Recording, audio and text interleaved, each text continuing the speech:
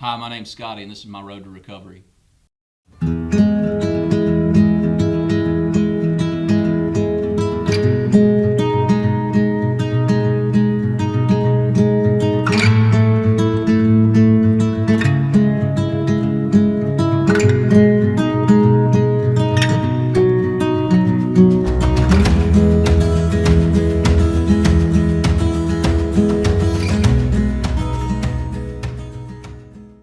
Man, if we could keep these cameras rolling before we start, you could really get some information because these two sisters right here, they can throw it out, I guarantee you. But thank y'all for tuning in again. We got a great podcast lined up for you here at LCR. Kat, tell us what's going on. Yeah, this is Scotty Spears. Been in the recovery community for a while. Seen him at several meetings. Kind of just sit back and listen. I'm one of those folks. I just kind of sit back and take it in, and he kind of says what he says and does what he says he's going to do.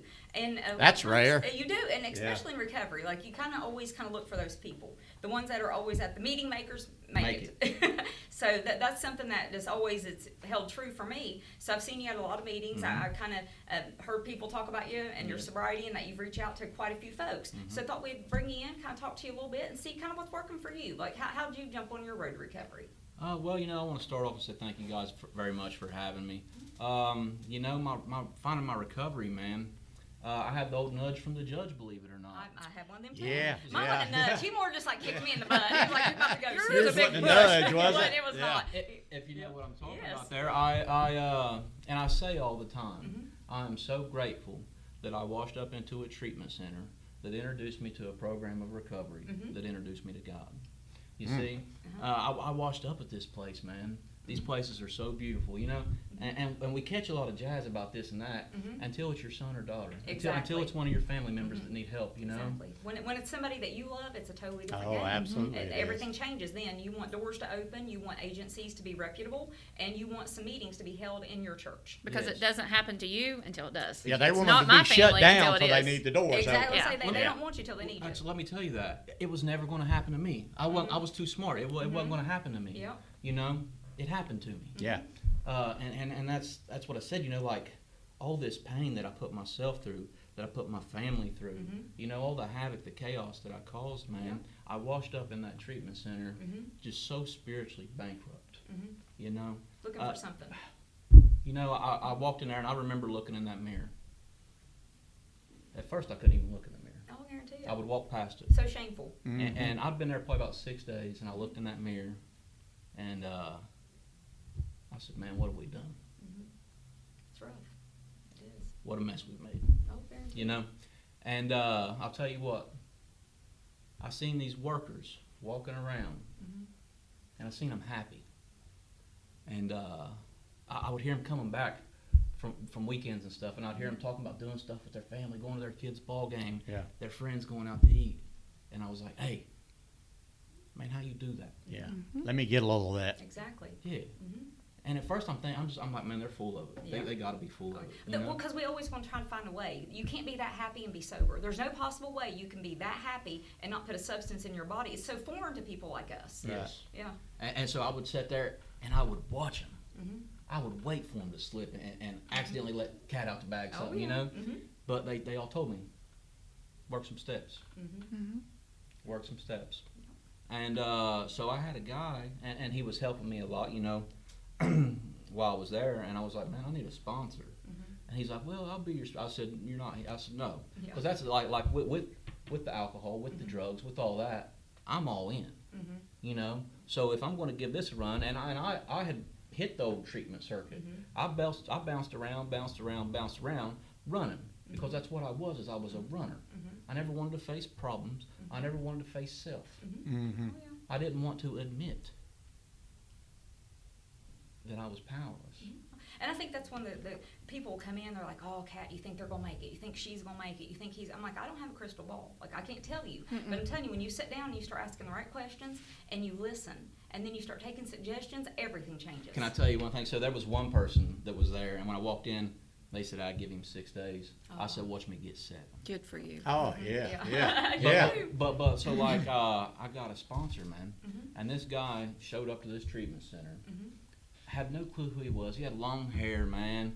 And when I first meet him, he was like, "Get in here," and I was like, "What?" You know? Scare you to death? Man, get in here and give me a hug. Yeah. Hey, and I was like, man, what is going on here? Man, I formed such a beautiful relationship with that fella, man. Mm-hmm. He helped me so much. Whenever at first initial meet, I said, man, I need you to be my family right now. And he said, I got you. Mm-hmm. And he consistently showed up, man. And he took me through the steps, man. Mm-hmm. And That's then awesome. said, get busy helping somebody else. Exactly. I always say you can't, pour from a cup that's empty. When your cup's full, when you have enough to give away, it's an amazing thing. It's a beautiful thing that happens in recovery to watch them. So how many days we got? That's my responsibility.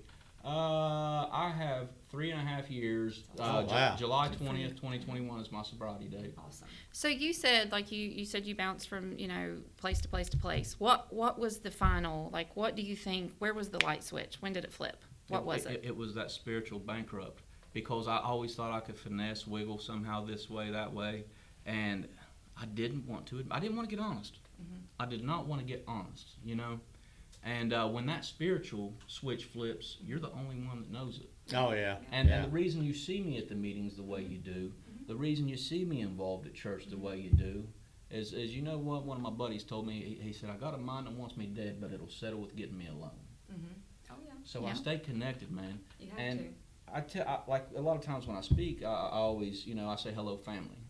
Because this recovery community is my family. Oh, it's amazing. We talk about it all the time. So Donna, my sister, I haven't gone to like a lot of meetings and stuff. And when Donna started first working in the field, like everybody's an I love you kind of person, and they give you a hug. And Donna looked at me and she was like, who are these? It's people? weird. We weren't like that. We don't have that. You're Like, not we that. don't. We're not We those don't have people. that. And then Donna's husband comes to work, and my husband came to work here, and so we're going back and forth. And now they're used to it. Like everybody comes in, and tells them every day they love them. And at first, where they was like, why does everybody love everybody? I know. around I'll here? hear Jamie, my husband, walk down. He'll be like, "I love you, man." I'm like, And I think they You got genuinely it. do. And Yeah. we mean that. I think they Yeah. genuinely Oh, do. they do. Oh, you know? absolutely. They know the Absolutely. struggle. They do. You know. First time meeting you guys, but you guys are family. You know what I mean? That's what all this is, man. And I say a lot in the recovery process. It wasn't finding out who I was; it was finding out who I wasn't. exactly. Because all the times, man, like if we go back to like high school and stuff, like popularity and stuff, like I was always trying to be cool, and that's what we always say. We always say at church, being cool is the lamest thing you can do. Oh, absolutely. Yeah, I was gonna Yeah. say, let me tell you about that. Yeah. It did not work Yeah. out well for me. Yeah. It doesn't. Yeah. I mean, It don't, it man. don't. So now, whenever did you decide? Was it the judicial kick that kind of got you like, okay, it's time to look at something different? I always try to think back to the day that like I just decided. I remember the day I got up and I was like, I was in prison. I get up and I thought, oh my God, I didn't think about doing drugs today. Like, I cannot believe my feet hit the floor, and it wasn't the first thought. And I was like, I never want to forget this day, because so many days had passed that was the only thing I worried about. Was there just like something that happened, or did you wake up in a place like that? Or So the treatment center that came and got me out of jail, I was laughing, joking in the jail cell. I was like, man, as soon as that van stops, I'm out. Gone. Yeah. Yeah. And I swear on that ride, it was a God moment. And because man, I was just so beaten. I was so tired, Oh yeah. And I said, man, let's go do something different.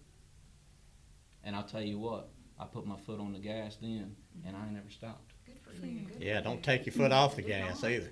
I So, don't. so what do you do to keep fueling your some people will allow themselves to become like spiritually bankrupt, and working in or being in recovery, it's hard sometimes, because we were talking earlier, you see so many people that you love and they're gone. What do you do to continuously like feed your spirit? How do you stay motivated? Stay praying, man. It tells me in this book I read, it says that what we really have is a daily reprieve contingent upon the maintenance of our spiritual condition. So when I wake up, I ask God to keep me sober, and it's a done deal. I'm So very that connection's real important to you. I'm awesome. very involved with church. I teach Bible study down at Real Life Ministries. I love Real Life. I think that was the first place I went to, like as in a church, and then you felt like for any reason whatsoever, you can come there and celebrate. You can go there to cry. You can just go there to be there for Sunday morning service, and you always feel welcomed. Always. And that's the one common denominator in all these centers and stuff, is everybody comes to real life. Oh, yeah. And that place is so important, man, because it's like a spiritual ICU. Yeah. We got all these cats coming in, and I'm sorry for the way I throw some of these words together, but we have all these cats. No, I'm writing them down. He's like, please never take short notes. See me speaking I know, next week. yeah, I'm I know, going to he's do the gonna be spiritual talking all the ICU. But I'm serious. Yeah. So Yeah, we have absolutely. all these new folks come in, and it is so beautiful to get to do what we do. Mm-hmm. Because what we get to do is me and Bo and Josh, we get to sit up there and we get to sow some seed, man. Mm-hmm. And like, you know, the folks that stick around, man, the people that get involved. Mm-hmm. Because we say at the meetings and stuff all the time, am I at the meeting or am I in the meeting? Exactly. Yeah. You know? There's a difference. There Oh, is yeah, I there's can such a imagine. difference. Yeah. Because sometimes I get hot when I take some people to a meeting, they start acting out, they get their phones out. Oh my goodness, the icon. It's like when your mom looked at you when you was little and you know you was about to get your butt smacked. I hate to get I that just look look at too. them, I'm like, I Oh dare yeah, you to I pull hate to phone get out. that I dare you, look. because yeah. because you shouldn't. If you ain't there to be there for that reason, then get up and leave. Excuse yourself, but do not. You know, there may be something I need to hear. Yeah. I take it serious. I'm glad Yeah. you guys do too. There's such a solid group of you guys in that recovery community. It's amazing. 10 years ago, Ironton didn't have No. this. There was nothing like this. And now it seems like when you fall, there's somebody there to help pick you up. Now, they're going to co-sign it, but they're going to help you if you're ready to help yourself, and I love that. I was riding down the streets the other day because Ironton is my hometown, you know, and I was thinking back like early 2000s and stuff, you know what I mean? And just everybody walking the streets, you know what I mean? Doing this, doing that. Yeah. And like, I don't see it today. You know what I mean? And like I said, again, that jazz. But like, man, there's some beautiful things happening down here in Southern Ohio. Sure is. Us men, the crew that I run with, we are any length people. You know, if you are willing to go to any length, and all of us are, you know, like, because I know for me, to drink, to drug is to die. That's the only thing left. Oh, That's the only thing. yeah. That's the only box I didn't check. Yeah. You know, institutions, I got you. Jails Yeah. and prisons, well, we've been there. Yeah. But you know that's the last one, and I'm just not ready to contend to that. I feel like I got some more life to live. So one thing I will talk about is like, so I got sober, okay? I put together about 14 months or so. Everybody at the treatment centers, you know, I want to work in treatment. I want to be a CDCA. I want to be a peer, you know? Yeah. Well, I got an opportunity. I went to go work in treatment. So you go get a haircut. Get pulled over by Ironton police down to Dollar General. And had 4 secret indictments. Oh heavens. That's So- always fun. Yeah. So Welcome. Yeah. they come up and they was like, you got any warrants? I was like, man, I don't live that way no more. You know what I mean? Yeah, these secret indictments. You so showed don't have them, to- didn't yeah. you? They keep them big secret. Yeah. Yeah. But you know what? Thank God for the people I had around me. That's why it's so strong to have a really good support group, and for me to be working a really solid program, because you know we can have peace and contentment under any circumstances. So all this wreckage in my past creeps up. I had to go back to prison sober. I'd say it's rough, ain't it? You know what? It wasn't that bad. Really. Because everything's all about perception, man. That's how you look at it. Well, I'm sure people. I noticed that when I was incarcerated, and the more serious you are about your recovery, people want to sit beside you when they see you and they're ready to go home because they want, how you getting a judicial, you know. And so I can imagine if you come in and you've been sober and then you're facing these things. I'm sure there was a lot of folks that kind of knew, you know, that you were good. But then also when they know you're good, sometimes they want to disrupt that. And they in prison, people knew. My family came to see me. They sent me a little bit of money, and I was the first one they tried to hit up to buy dope and stuff. And I was like, I do not know who you are. I'm like, you need to. There's no way. Like I'm good. I'm so good. You know. But I ain't sharing. I'm good. I am not going over there with you. The first thing I heard, man. So I'm up here. I'm putting my stuff. I went to London this last go around, and I'm putting all my stuff away. And I hear somebody say, "Hey, you going to the meeting tonight?" Down the way. I said, "Where?" Yeah. And so I just set my stuff down, man. I just left it all right there, and I went down to the meeting. Yeah. You know, and that's the beautiful thing about, you know, the 12-step fellowships is like they're everywhere. They are. They're And it takes work too, don't it? I mean, it's just constantly. Now, the further I've been away from it, the less work I've had to do, and I think that's goes true for most addicts. Yeah. The further you can get away from it, in the beginning, man, it's just, whew, damn, it's rough. Good God. You have to change It's like, everything. it's just like pound your head into a brick wall. But you know, if you stay the course, I always tell people, the further it's like, for me personally, it's like it never happened. It's like I mean, I know it did. Yeah. Trust me. I mean, if I want to remember. think about it long enough and what all I did, I can bring back those memories. Yeah. but it's like, man, the further the further you go and get along in your treatment, the easier it becomes, or it did for me. My friend Robin, there goes the anonymity. But he always says, you know, and I love this, but you know, God will move mountains, but He expects me to bring my shovel.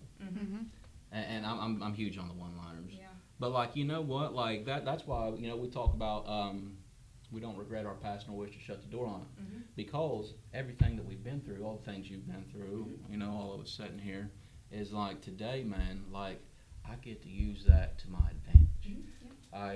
It's part of the craftsmanship. I always tell people when I first come from prison and stuff, like, so Mike, he just didn't know what to do with a wife that was an addict. Donna didn't know what to do with a sister that was an addict. So we didn't talk about it a lot. And then I kept talking about it and kept talking. And the easier it was for me to tell people, I can tell you all the bad things about me in 2 seconds, or you can look them up later and make your, you can come to your own assumptions about them. So I always like to tell them up front, like, this is who I am, and I regret what I did, but I don't regret the things I had to go through, because it's made me such a better person. Amen. Yeah. It is. Man, you're a character, dude. You're inspiring, for sure. I'm proud of you. Well, and you know, one thing I want to point out is the definition of, you know, and just like you said, we got all this jazz, I love that word, about kind of what we do and where we do it at. But like you said, you've been to several different places, and it took, you know, this one time at this one place that you got it. And then you also are one that had to face consequences sober, and you still maintain sobriety because you truly believed in what you're doing. And for that, I am so proud of you. Any length, that's right. Any length. That's So awesome, proud of bud. you for that. Thank But, you. yes. And I want to say one more thing. Just, you know, like, I believe all this was meant to be walked out this way, because God, man, like I feel like Jesus used all this for His good, because greater is He that is in me than he is in the world, and like we can overcome this, you know, and I get to use all this today for part of recovery, part of the ministry, you know. And so thank you guys very much for having me. Oh, buddy, thank you. Absolutely. Lord, have mercy. Absolutely. Yes. Thank you so much. We're out of here. Y'all have a great day. See you next time. Yeah.